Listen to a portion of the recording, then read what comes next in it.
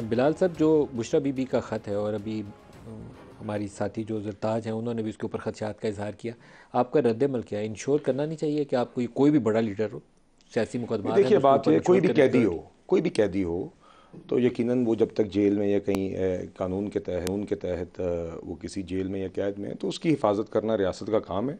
तो उस हवाले से बिल्कुल आई थिंक यकीनी बनाना चाहिए। मगर ये मेरा मैं माजरत के साथ, देखिए, सबसे पहले आउट द आउटसेट किसी की भी ज़िंदगी को नुकसान नहीं पहुंचना चाहिए। हमारी सियासी मुखालफत जो मर्जी हो जाए, मगर जो कैद में भी है उसकी भी राइट्स हैं, उसकी हेल्थ की राइट्स हैं, उसकी प्रोटेक्शन की राइट्स हैं, तो बिल्कुल इंश्योर होनी चाहिए।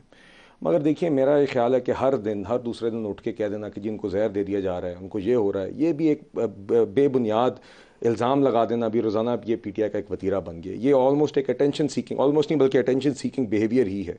मतलब कि जजेस के ख़त का भी पहले मामला जो आप उन्होंने देखिए। इल्ज़ाम आयद किया था कि शहद के अंदर कुछ जहर मिला के दिया तो गया, देखिए उसकी फिर तहकीक सबसे करवाई गई थी। जी, मैं I will have to check जी। मगर देखिए, ये तो हर दूसरे दिन नया इल्ज़ाम लेके आ जाते हैं। बट बहरहाल मैं ओवर आर्चिंग यही बात करूंगा कि अभी तक कोई हादसा अल्लाह अल्लाह रहम करम करे, है ना करे नहीं हुआ। ऐसा कुछ हो। नहीं, देखिए, पहले बहुत कुछ हो रहा है पाकिस्तान में। सेहत के बाज़ाहिर के मामले आए हैं। मैं उम्मीद करता हूँ कि जो जेल की इंतज़ामिया हैं, जिनकी और जो हाउस अरेस्ट में भी बुशरा साहिबा हैं, उनकी जो भी जेल मैनुअल के मुताबिक जो भी उनकी प्रोटेक्शन, जो भी उनकी राइट्स हैं, वो इंश्योर की जा रही हैं।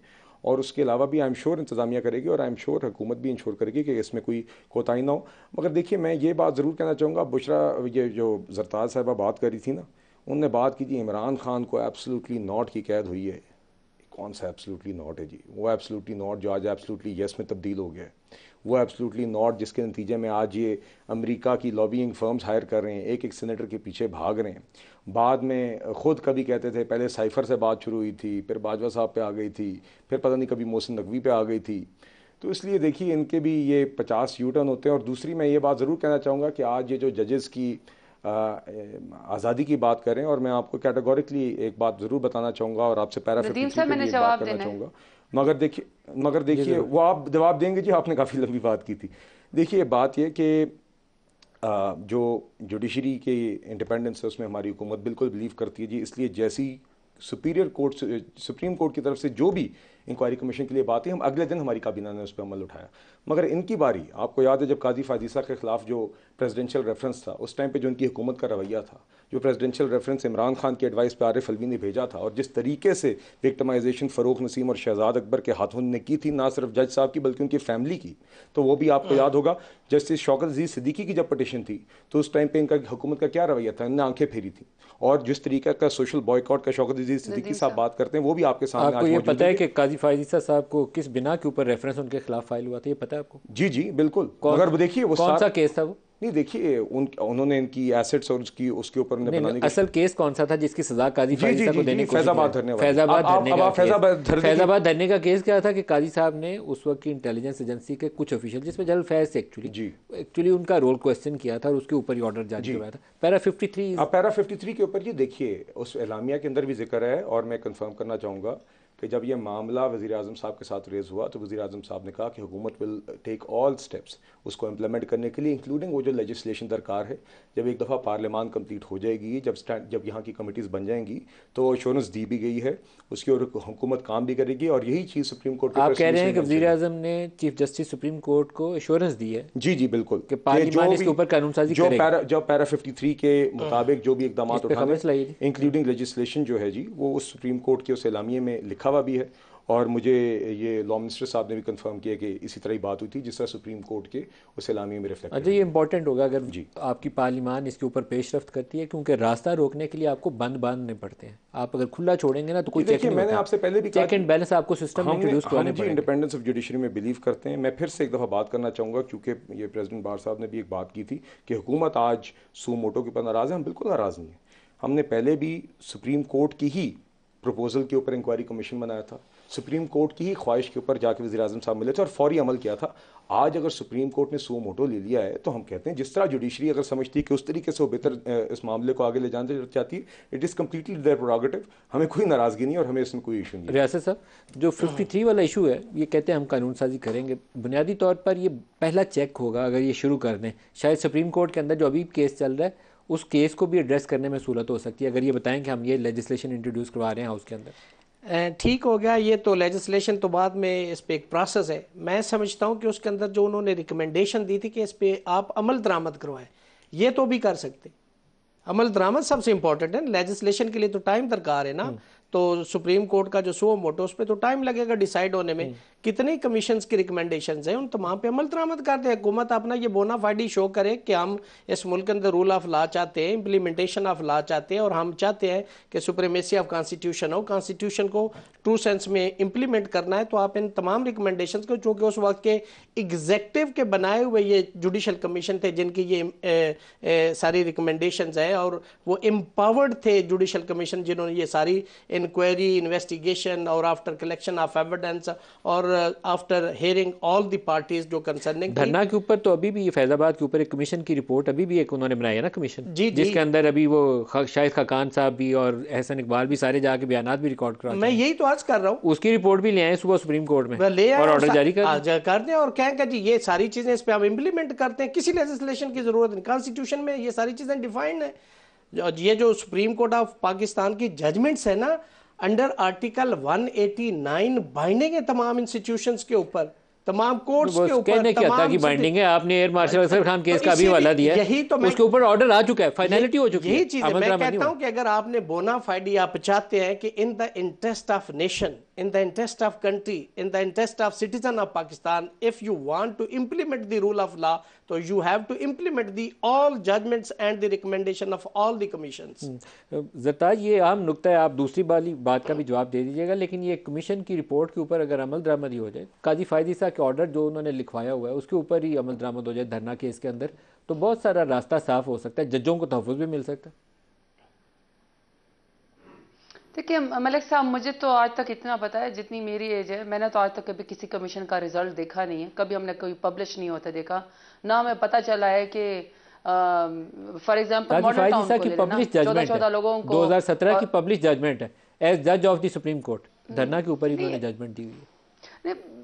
बहरहाल मैं वही कह रही हूँ ना कि यहाँ अंडर द कारपेट चीजें कर दी जाती हैं, और उसके बाद आप जिसके खिलाफ आवाज उठाते हैं आप खुद उसके साथ मिल जाते हैं। फॉर एग्जाम्पल मैं तो क्रॉस टॉक में जाना नहीं चाहती हूँ, लेकिन अगर फ़ारूक नसीम साहब ने उस वक्त सुप्रीम जुडिशल काउंसिल में अगर चीफ जस्टिस साहब के खिलाफ रेफरेंस भेजा था, तो I am really sorry to say आज हम के इनके साथ बैठी हुई है ना।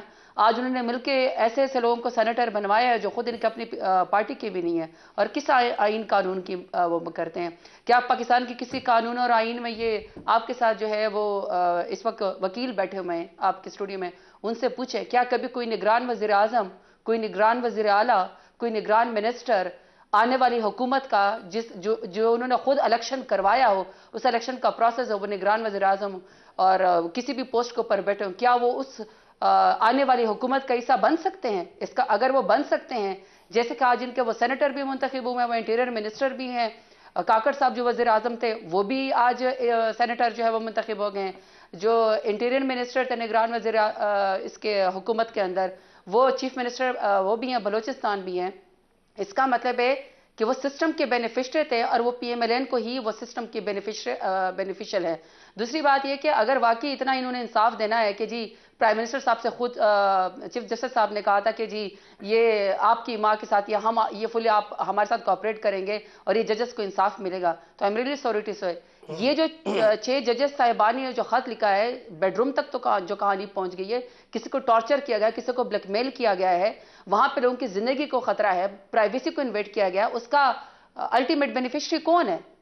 जो अल्टीमेट बेनिफिशियरी है वो तो फिर शहबाज शरीफ है, वो तो फिर नवाज शरीफ है। वो कैसे कह सकते हैं कि मैं आपके साथ बड़ा कोऑपरेट करूंगा? असल में तो जब इसका रिजल्ट आएगा तो पता चलेगा कि ये तो सारा शहबाज शरीफ की इमा के ऊपर किया गया। तो जिसको खुद कटहरे के अंदर होना चाहिए वो खुद इंसाफ कैसे दे सकता है? सरताज, लेकिन आपको ये नहीं लगता कि पीटीआई के दौर के अंदर जस्टिस शौकत अजीज सिद्दीकी के साथ और जस्टिस काजी फायदी साहब के साथ जो कुछ किया गया था पीटीआई के दौर हुकूमत में, आज वही सारा कुछ मौजूदा हुकूमत इन 6 जजों के साथ कर रही है, तो बुनियादी तौर पर तो इस असूल को वज़ा करने की जरूरत है कि आप जजों के साथ ये कुछ नहीं कर सकते। टिकटॉक वाली जो वो हुकूमत है जो इस वक्त पंजाब हुकूमत टिकटॉक सहेलियों के ऊपर चल रही है, ये जा ओजा टिकटॉक की कहानियां बना रही है, किसी के घर में घुस गए, पहले से कैमरामैन खड़े में, परफॉर्मेंस जीरो, मैंडेट जीरो, और ऐशो इशरत और टिकटॉक के ऊपर जोर है, उसकी परफॉर्मेंस वाकई बहुत अच्छी है। तो आप किसी की जिंदगी को खतरे में डाल के, खान साहब की जिंदगी को खतरा है तो आपने उसको मजाक उड़ाया, वजीराबाद में उनके ऊपर हमला हुआ, ये तो अल्लाह ताला ने बचा लिया। आपके पास कोई जवाब है इस तरह की चीज का? तो खुदा का वास्ता किसी की जिंदगी और मौत के बारे में ना इस तरह की स्वीपिंग स्टेटमेंट ना दिया करें। दूसरा, आपने आखिरी बात मलिक साहब इन्होंने फरमाया कि जी अब आप लॉबी वो करेंगे जी अमेरिका शमरिका की। खान साहब वो बंदे हैं जो यूनाइटेड नेशन में आंखें डाल के ना उम्मत मुस्लिमा का और शान रसूल का मुकदमा एब्सोल्युटली नॉट कह के और या का नाबुद व का नस्ताइन कह के लड़ते थे। आपके यहां तो पसीने छूट जाते थे, घुटनों के नीचे पर्चियां चुभ जाती थी, पसीने आपको छूट रहे होते थे, पानी की गिलास आप पी रहे होते थे और जाके प्रेसिडेंसी में जाके क्या कह रहे होते थे, mister president nihari and paye are waiting for you in Pakistan. यही आपकी वो थी ना इंडिपेंडेंस फॉरेन पॉलिसी थी। वहां अगर किसी शख्स ने जुर्रत कर ली है, अगर किसी शख्स ने पाकिस्तान का मुकदमा खान साहब ने लड़ लिया है, तो बजाय इसके कि आप लार्ज इंटरेस्ट में पाकिस्तान की खातिर अच्छी बात करें कि पाकिस्तान का कोई बिलाल साहब का जवाब कल्चर है, हम यहाँ पे दिल पे जख्म खा के बैठे हैं। इनका तरीकाकार है, इनकी ट्रेनिंग है और इनकी तरक्की का जो है वो लोगों को शहीद करवा के हत्या लोग आपकी कुर्सी के ऊपर बैठे हैं। बिलाल साहब को जवाब दे देने करेंगे तो खुदा का वास्ता यहाँ नेशनल टीवी में बैठ के ना देखिए बात ये है, देखिए नहीं सरदार साहब हम आपकी तरह नहीं है। अच्छा अब आपने बात कर ली, अब मुझे नदीम साहब ने बिलाल साहब को जवाब दे देने थे। अब हौसले से जरा सुनिएगा जी, मेरी गुजारिश सुने जी। देखिए मैंने आपसे बुशरा साहबा की बात से पहले मैंने आपसे क्या कहा, मैंने आपसे कहा कि अल्लाह ना करे, बिल्कुल हिफाजत रहनी चाहिए, जो उनकी राइट्स हैं उनकी कैद में, बुशरा साहबा की भी, इमरान खान साहब की प्रोटेक्ट होनी चाहिए। बात ये जी कि अगर आपने बात करनी है ना कि ज़िंदगियों का मजाक नहीं उड़ाना चाहिए, तो कुलसूम साहिबा जब तक फौत नहीं हुई थी ना, तब तक कि उनकी बीमारी मानने को तैयार नहीं थे।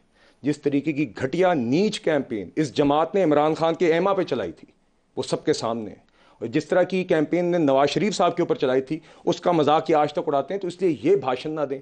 आज अगर हमारी सियासत में मॉरल गिराव हुआ है तो इनकी वजह से हुआ है। आज अगर हमारा नेशनल डिस्कोर्स पॉइजन हुआ है तो इनकी वजह से हुआ है। और आज भी सरताज साहिबा और इनकी जमात का यही तरीक़ाकार है, ये समझते हैं इसी तरह ही हर वक्त उधम मचाए रखें।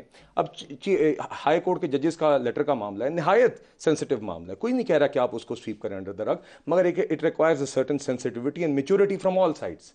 मगर इन्होंने हर चीज़ को हर वक्त एक ड्रामे की तरह और एक एक्शन जिसमें इनका अमल दखल नहीं है, या तो आप उस चिट्ठी के लिखने वाले हों या आप उसके जवाब देने वाले हों, हर चीज़ को सर पे उठा के शोर मचा देते हैं, क्योंकि ये समझते हैं इनकी बेस इसी तरह ही चलती है। तो देखिए इस तरह काम नहीं चलेगा। और अगर आप ये समझते हैं कि इस तरीके से आप हर वक्त उधम मचाए रखेंगे, हर वक्त कीचड़ उछालते रहेंगे, हर वक्त आग लगाने की कोशिश करेंगे, तो इसके ऊपर ना इनको कोई नहीं करने देगा। इनका यही रवैया पार्लियामान के अंदर है। हमने इनको कहा है कि पार्लियामान के अंदर ये कंस्ट्रक्टिव रोल अदा करते हैं, अपोजिशन का काम है, उसमें तनकीद भी शामिल है, उसमें इस्लाह भी शामिल है, वो करेंगे, हम वेलकम करेंगे। मगर अगर इनका बुनियादी मकसद सिर्फ ये है कि पार्लियामान को भी मफलूज करना है, सड़कों पर भी आग लगानी है और एग्जीक्यूटिव को भी काम नहीं करने देना, तो ये हरगिज़ नहीं होने देंगे। ये बेशक जो मर्जी समझ लें, जो मर्जी कर लें, ये काम नहीं होगा। सही।